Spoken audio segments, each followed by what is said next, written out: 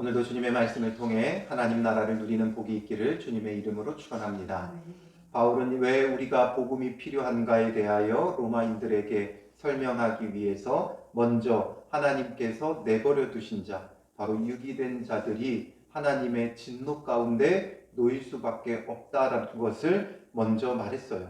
그런데 이 유기된 자들, 하나님께서 내버려 두신 자는 누구를 상징적으로 말해요? 이방인들에 대한 표현이에요.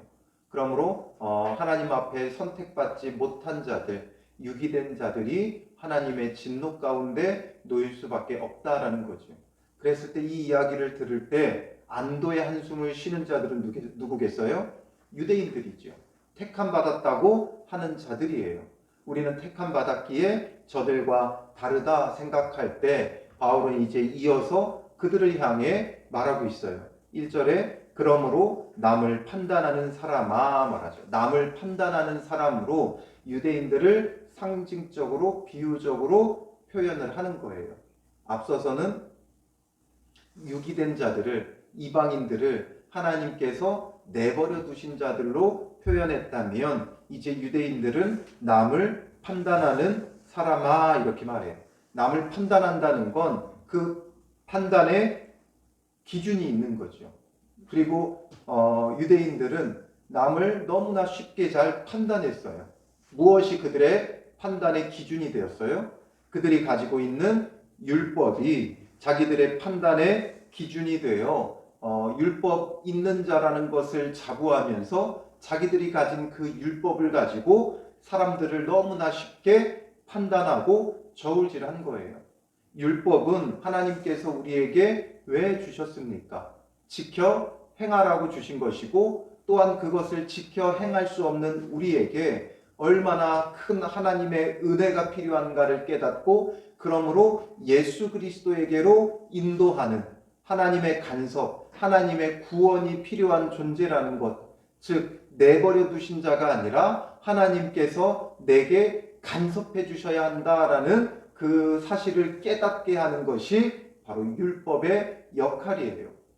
그래서 먼저는 지켜 행하여야 할 것이고 우리가 지켜 행하지 못할 때는 하나님 앞에 은혜를 구해야 돼요.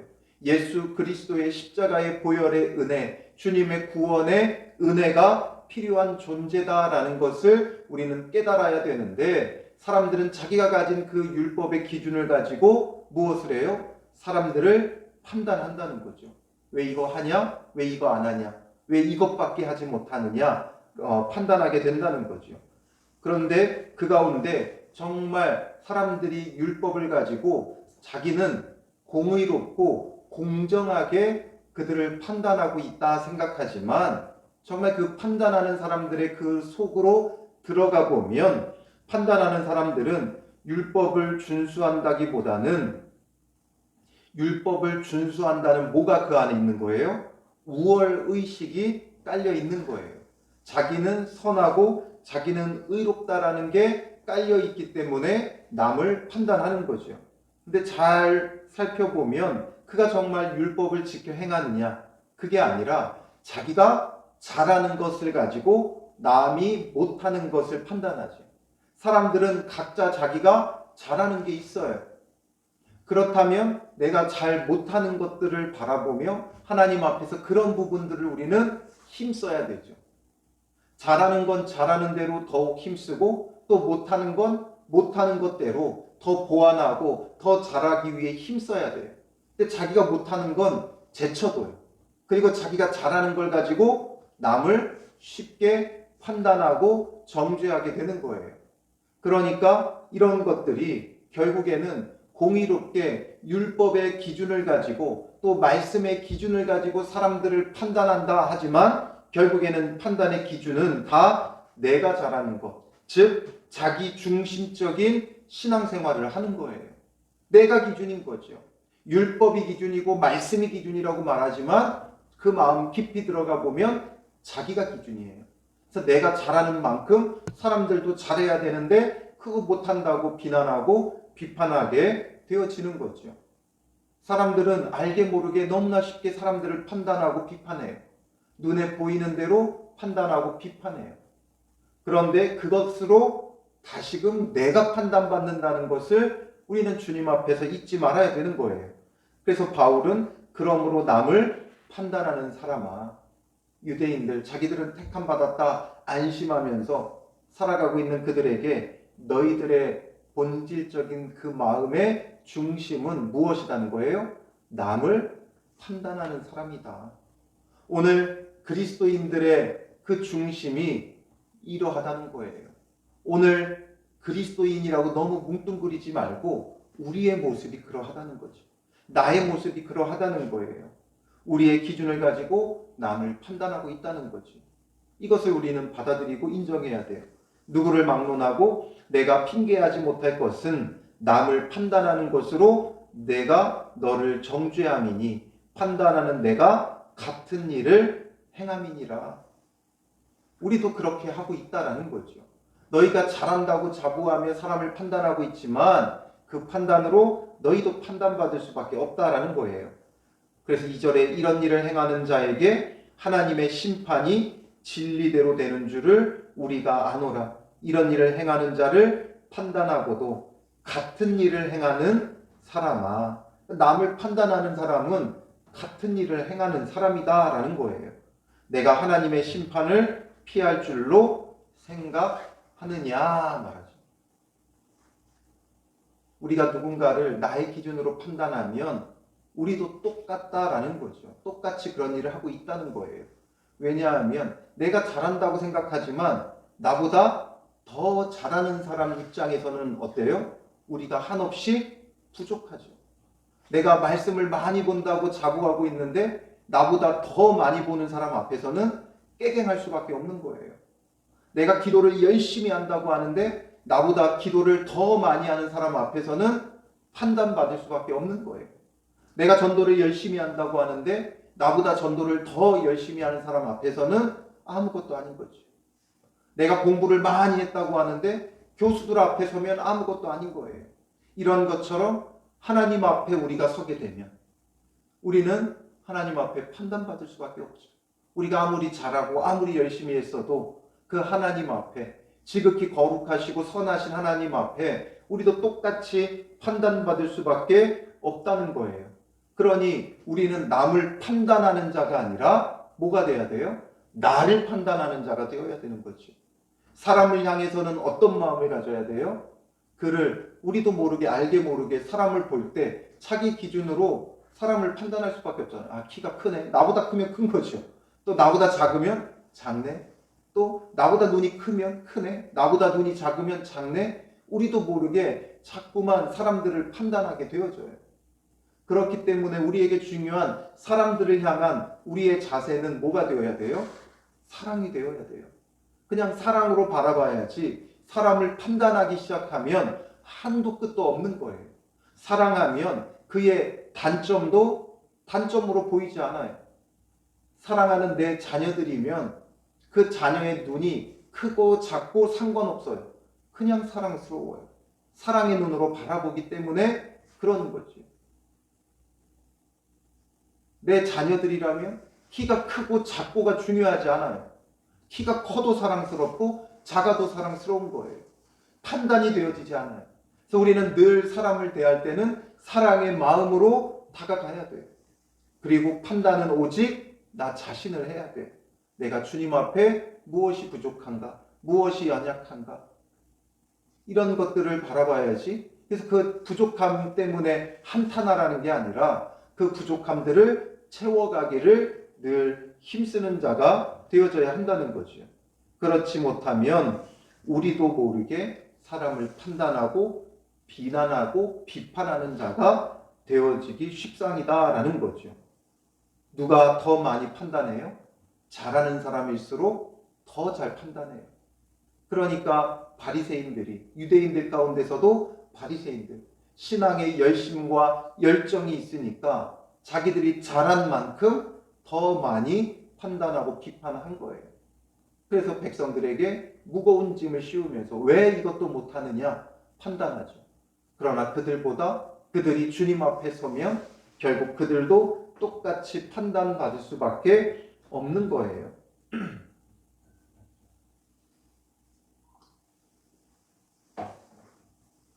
그들의 문제는 첫 번째로는 남을 판단한다는 것이었고, 그 남을 판단하는 그들이 간과하고 있는 아주 중요한 문제는 4절에 보면 혹 내가 하나님의 인자하심이 너를 인도하여 회개하게 하심을 알지 못하여 그의 인자하심과 용납하심과 길이 참으심이 풍성함을 멸시하느냐.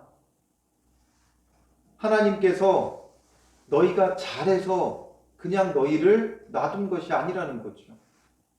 하나님께서 너희가 잘해서 벌하지 않은 게 아니라 하나님께서 참고 계신다는 거예요. 회개하게 하기 위해 너희들에 대하여 참고 계시는 것이지 너희가 잘해서 너희를 봐주시는 게 아니라는 거죠. 오늘 우리가 무언가를 잘해서 하나님께서 봐주시는 게 아니에요. 하나님은 우리에 대해서 참고 계세요. 우리가 회개하고 돌이키도록 주님의 인자하심과 용납하심과 길이 참으심, 세 가지 다 같은 말이에요. 강조하고 있는 거죠. 하나님께서 그토록 너희들에 대하여 인자하심으로 용납하심으로 길이 참으심으로 기다리고 계시는데 회개치 않고 남이나 판단하고 있으니 회개하고 돌이키고 주의 은혜를 구하는 자리에 있어야 되는데 남을 판단하고 있으니 그게 바로 하나님의 인자하심, 용납하심, 길이 참으심을 뭐하고 있는 거예요? 멸시하고 있는 거죠. 즉 하나님을 멸시하고 있는 거예요. 오늘 우리의 신앙의 자세가 이러하다면 하나님의 그 심판이 우리에게도 임할 수밖에 없다라는 거예요. 5절에 보면 다만 내 고집과 회개하지 아니하는 마음을 따라 진노의 날 곧 하나님의 의로우신 심판이 나타나는 그 날에 임할 진노를 내게 쌓는도다. 그 진노의 날, 하나님의 심판의 날 임할 진노를 스스로 쌓는다는 거예요. 자기 자신을 살피지 않는 자는 결국 자기에게 임할 진노를 쌓아두고 또 쌓아두는 결과밖에 되지 않는다라는 거예요. 그러니 하나님께서 각 사람에게 그 행한 대로 보응하시되 그 행한 대로 보응하세요.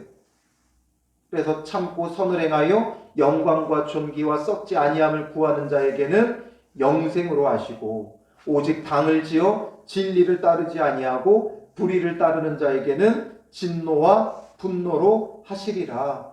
그 행한 대로 보응해서 영생을 줄 자가 있고 진노와 분노로 하시는 자들이 있다라는 거예요. 그 행한 대로. 그러니 악을 행하는 각 사람의 영에는 환난과 곤고가 있으리니 먼저는 유대인에게요 그리고 헬라인에게며. 유대인이고 헬라인이고 구별이 없다. 유대인들은 자기들은 택함 받았고 또 헬라인들은 이방인들이기 때문에 유기되고 버려진 자들이다 생각하지만 그렇지 않다라는 거죠. 유대인, 헬라인, 택함 받은 백성, 택함 받지 못한 자들 상관없이 그 행한 대로 악을 행한다면 그 악을 행한 것에 대하여 환난과 곤고가 있다라는 거죠. 그리고 반대로 선을 행하는 자는 행하는 각 사람에게는 영광과 존귀와 평강이 있으리니 먼저는 유대인에게요 그리고 헬라인에게라. 유대인이고 헬라인이고 택함 받았든 택함 받지 못했든 상관없이 행하는 게 중요하다. 그럼 여기서 우리가 오해하면 안 되는 게 택함 받았고 유기되어졌다. 택함 받았으면 당연히 구원받아야 되고 유기된 자들이면 하나님의 심판을 받아야 되는데 왜 그것과 상관이 없느냐? 즉 우리가 생각하는 외면적인 외적인 걸 말하는 거예요.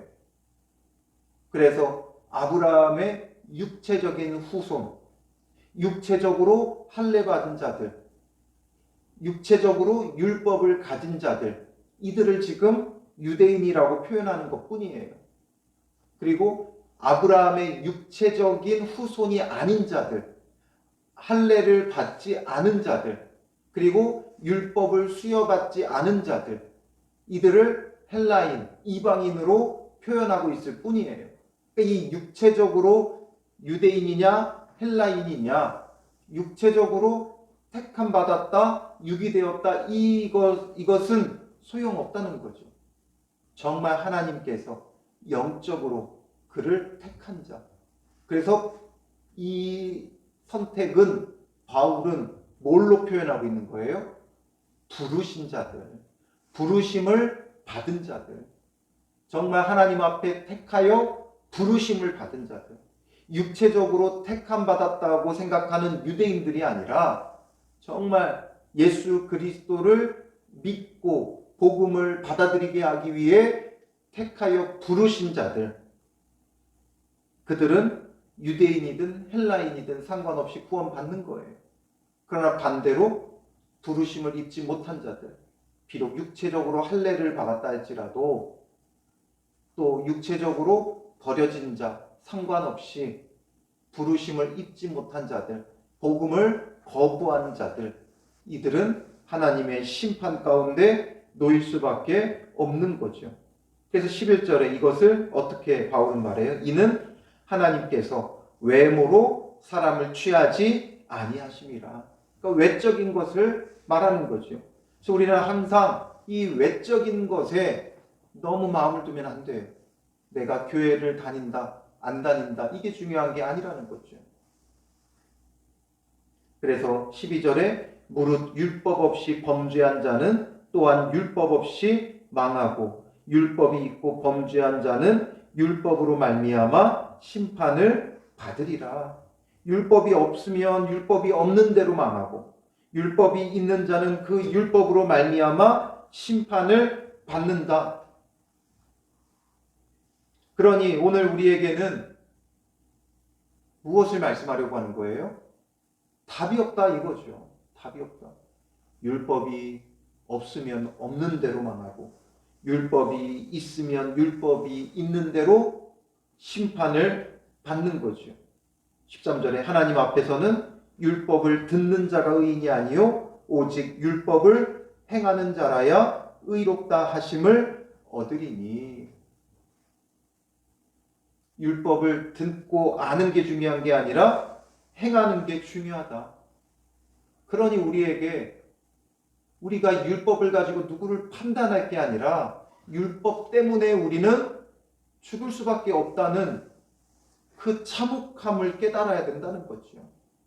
율법이 있어서 구원받고 율법이 있어서 남들보다 우월한 게 아니라는 거예요. 오히려 그 율법을 행하지 않는 그것 때문에 우리도 여전히 판단받고 심판받을 수밖에 없다라는 거죠. 하나님 앞에서 우리가 아무리 열심히 해봐야 그 열심으로는 온전할 수 없어요. 율법의 모든 의를 우리는 다 집행할 수 없어요. 그러니 결국 우리에게도 유대인에게도 오늘 신앙생활을 수십 년씩 한 우리에게도 열심히 교회를 세워가는 우리에게도 우리는 율법의 의를 이룰 수 없는 존재고, 그러므로 우리에게도 뭐가 필요하다는 거예요? 복음이 필요하고 주님의 선택하심, 주님의 간섭하심, 주님의 그 구원이 우리에게 필요하다라는 것을 깨달아야 한다는 거죠. 14절부터 15절에 가로 표시가 되어 있죠. 이거는 어떤 설명이에요. 그러니까 율법이 없이 범죄하는 자는 왜 율법 없이 망하느냐?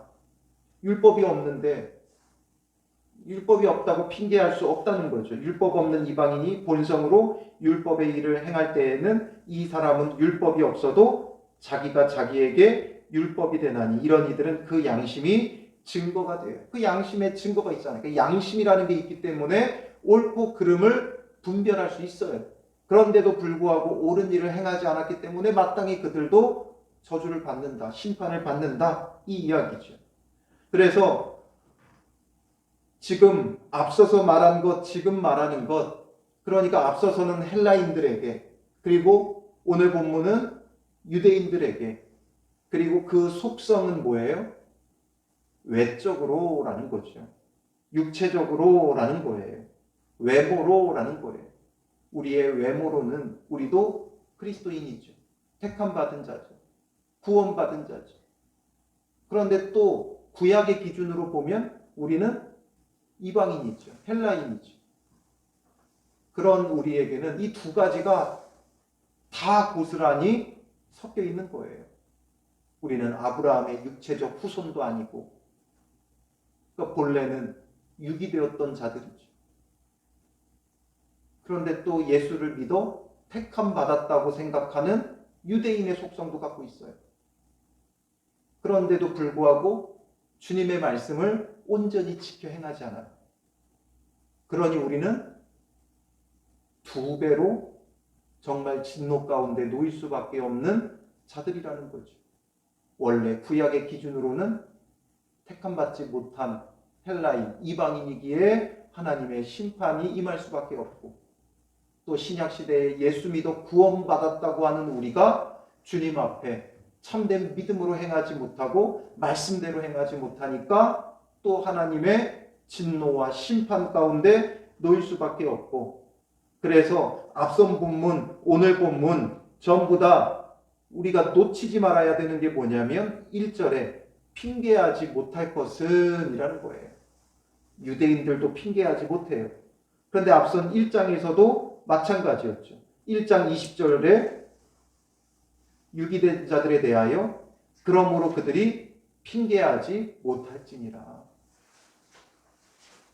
어제도 유기된 자들에게, 주께서 내버려 두신 자들에게 핑계하지 못한다 말씀하셨고, 오늘 유대인들을 향하여서도 핑계하지 못한다. 즉 우리는 주님 앞에서 그 무엇도 핑계할 수 없는 존재라는 거죠. 누가 되었든, 이방인이 되었든 유대인이 되었든 주님 앞에서 핑계하지 못한다는 거예요. 그러므로 오늘 우리도 교회를 다니든 안 다니든 주님 앞에서 핑계하지 못한다는 거예요. 주님 앞에서 우리가 핑계할 게 없다는 거예요.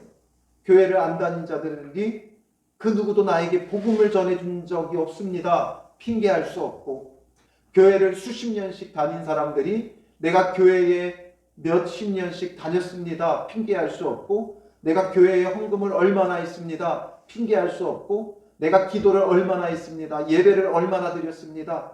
핑계할 수 없다는 거예요. 오직 우리는 주님의 은혜가 필요한 거죠. 예수 그리스도의 참 복음이 필요하다는 거예요. 그러므로 오늘 하루도 주님 안에서 이 말씀을 생각하며 우리가 얼마나 주의 복음이 필요한 존재인가. 남들에게나 복음이 필요하다고 생각했죠. 우리는 복음을 듣고 복음을 가진 자라고 스스로 만족하면서 그 복음을 전하려고만 했지, 내가 정말 복음이 필요하다라는 것을 늘 깨닫고 인식하지는 못했다는 거죠. 그래서 그 로마인들에게, 믿음으로 소문난 로마인들에게 바울은 어떤 신령한 은사, 믿음 위에 믿음, 믿음에서 믿음에 이르는 그 믿음, 그것을 전하고 싶었던 거예요. 오늘 우리도 주님 앞에 핑계할 수 없는 죄인이라는 것, 우리가 얼마나 남을 잘 판단했습니까? 하나님께서 우리에 대하여 길이 참고 계시는데 우리는 내가 잘해서인 줄 알고 얼마나 착각하고 하나님을 멸시하였습니까? 이런 우리의 모습을 회개하고 정말 예수 그리스도가 필요함을, 주가 필요함을 고백하고 예수 그리스도를 찾고 바라는 복된 하루가 되시기를 주님의 이름으로 축원합니다. 기도하겠습니다. 살아계신 아버지 하나님, 오늘 우리는 핑계할 수 없는 존재인 것을 보게 됩니다.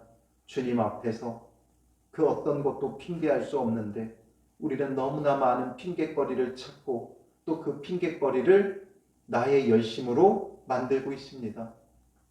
주님 앞에 온전히 그 말씀대로 행하지 못하면서 내가 잘하고 내가 좋아하는 것에 몰두하며 그것으로 핑계하려고 했던 우리의 신앙생활을 용서하여 주시고, 오직 핑계할 수 없는 죄인, 주의 진노와 심판 가운데 놓일 수밖에 없는 죄인이라는 사실을 깨닫고 오직 복음 예수 그리스도만이 우리의 살 길임을 깨닫고 주를 찾고 바라는 믿음의 사람들 되게 하옵소서. 오늘 하루도 쉬지 않고 기도하며 예수 그리스도를 찾고 바라고 구하는 믿음의 사람들 되게 하여 주시며 주님의 은혜 가운데 거하는 주의 백성들 되게 하여 주실 줄 믿사오며 예수님의 이름으로 기도합니다. 아멘.